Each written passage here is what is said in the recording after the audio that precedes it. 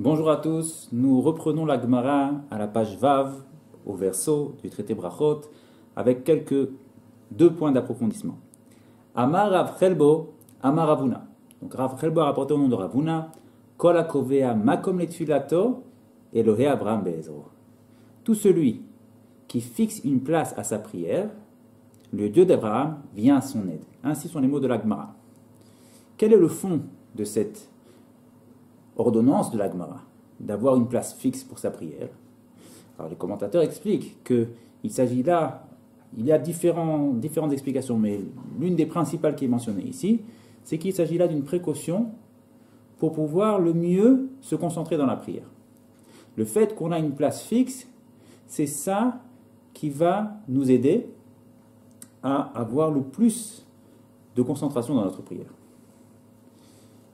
Pour autant, nous avons une discussion ici entre les grands Rishonim, les grands premiers maîtres de commentateurs de la Gemara, d'il y a à peu près 700 ans, sur cette mitzvah-là de fixer une place à sa prière.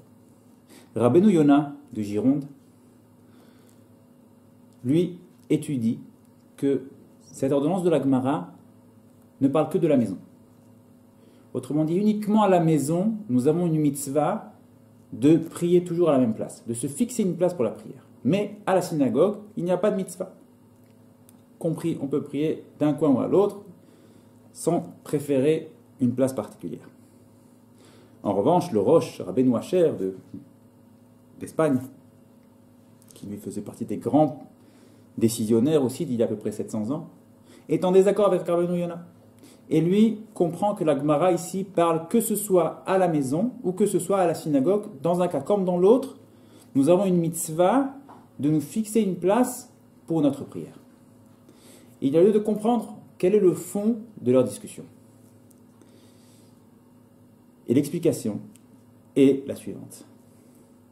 Rabbeinu Yona a compris que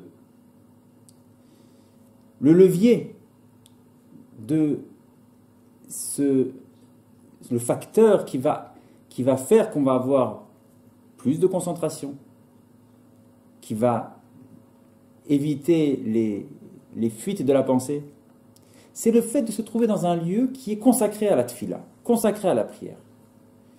Le fait d'être dans un lieu qui n'est pas consacré à la prière peut conduire la personne à justement ne pas se trouver dans cette ambiance de prière. C'est la raison pour laquelle on lui dit fixe une place. Cette place étant consacrée à la prière, alors naturellement, à chaque fois que tu vas arriver à cette place où tu pries, naturellement, tu vas rentrer dans l'ambiance de la prière. En conséquence de quoi, dit Rabbeinu Yona, mais la synagogue, elle est un lieu tout entier consacré à la prière. Donc là, la plus-value de fixer une place n'a pas de raison d'être. Puisque toute la plus-value de la chose, c'est de former un lieu qui est consacré à la prière. Ici, toute ta synagogue est consacrée à la prière. Donc que tu pries ici ou là, tu as gagné le plus qui va t'aider à te concentrer dans la prière. C'est la raison pour laquelle il n'y a pas de mitzvah à la synagogue de fixer une place plus qu'une autre. En revanche, le Rosh, qui donc est en désaccord avec Rabbeinu Yona, qui lui étudie dans la Gemara, que la Gemara parle à la fois de la maison et à la fois de la synagogue, lui, il a compris que la perte de concentration éventuelle, elle ne vient pas du fait que je me trouve dans un lieu qui n'est pas consacré à la prière. Le Rosh a compris que ce qui peut conduire à une perte de concentration, c'est le fait même de changer de place. Le fait même que un jour je suis là et le lendemain je suis ailleurs, ça en soi, c'est propice à ce que l'esprit soit moins plongé dans les mots de la prière. Pourquoi? Parce que je dois m'habituer au nouvel environnement, aux nouvelles personnes qui sont autour, la nouvelle disposition. Bref, la nouveauté fait que l'esprit est déjà moins disposé à se plonger dans les mots de la prière. Dit le Rosh, automatiquement, selon cette compréhension-là, nous comprenons que le Rosh étudie dans la Gemara, que la Gemara parle à la fois de la maison comme de la synagogue. Car au regard de ce critère-là, le problème existe à la maison comme à la synagogue. Même à la synagogue, si je vais une fois d'une place, une fois à l'autre, il y a cette nouveauté, ces nouvelles personnes autour de moi, cette nouvelle disposition, ce nouveau champ de vision qui fait que, à nouveau, je vais avoir la même épreuve. C'est la raison pour laquelle dit le Roche, même à la synagogue, il faut fixer une place à sa prière. Nous tranchons la halakha dans le Shulchan Aruch à l'article 90 comme le Roche. Et c'est la raison pour laquelle nous avons une mitzvah à la maison comme à la synagogue de nous fixer une place où là-bas toujours nous irons prier, où nous rentrerons dans les mots de la prière, dans les saints mots de la prière, toujours à la même place.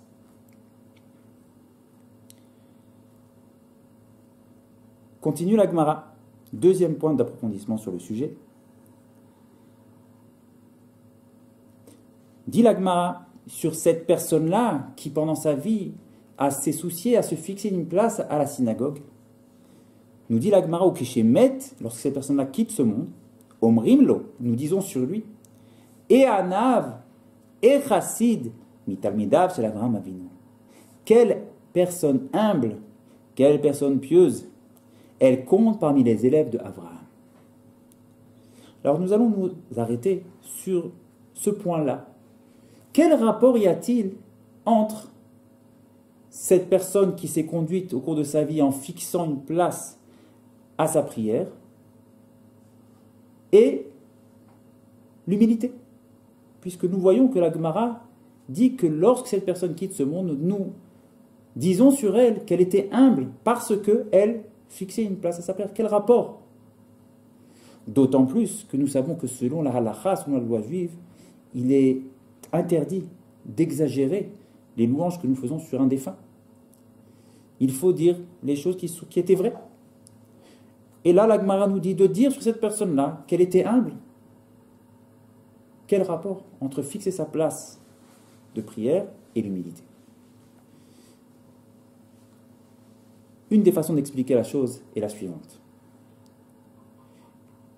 Une personne qui fixe sa place pour la prière est une personne qui témoigne par cela que la prière pour elle est importante.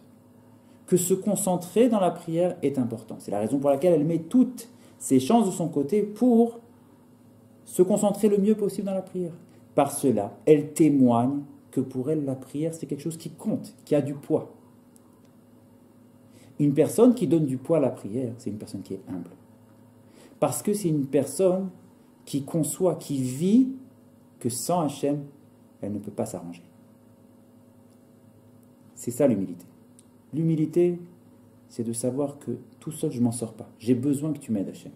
Une personne qui vit ainsi, une personne qui a goût à la prière, une personne qui associe Hachem par ses demandes à chaque moment de sa vie, c'est une personne humble. Le contraire, l'orgueil, c'est quelqu'un qui dit « J'ai besoin de personne, moi. Moi tout seul, je m'arrange. » Lorsqu'une personne montre que pour elle, la prière, c'est important, elle témoigne par cela de l'humilité qu'elle a en elle. Et c'est ça le fond de ce que nous dit la Gemara ici, que lorsque cette personne quitte ce monde, nous disons sur elle, quelle personne humble nous a quittés maintenant. Shabbat Shalom.